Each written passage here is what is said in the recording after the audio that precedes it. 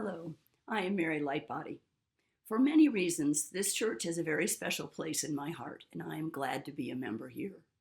I moved from Ohio 18 months ago, and for the first time attended service here on March 30th this year.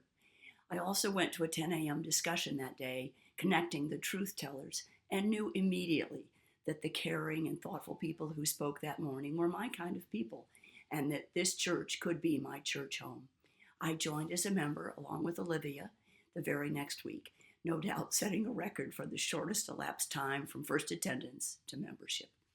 But in fact, years ago, when I was a Harvard undergraduate in the early 70s, I came down Garden Street periodically to attend a Sunday service here. Even then, this church called out to me because my great uncle Raymond Calkins, whom I knew and loved as a child and teenager, had served as senior minister here from 1912 to 1940. He remained as emeritus until his death in 1967, periodically filling in for the Reverends Lehman or Grogan in their years as senior minister. I plan to take liberties today as a member of the Calkins family by sharing some of Uncle Raymond's words. I found inspiration and meaning in them, and I hope that they will affect you as well. The first document I have, titled The Meaning of Church Membership, was written in 1922. These words are in the section on the church. You will make the interests of the church your interests, and you will support the church by regular contribution to its expenses and to its works in mission and education at home and abroad.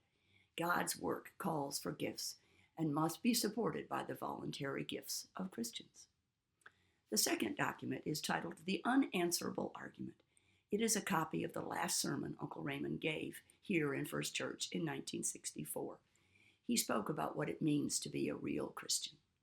The real Christian is usually a churchgoer because of what the church does for him in spiritual guidance and help, and because he believes that without it, our social order would collapse. He is interested in and actively engaged in all efforts to create a better civic, moral, and economic society at some sacrifice to himself. Please join me in being a real Christian in this season of stewardship and confirm my conviction that we are a caring and generous congregation. Thank you.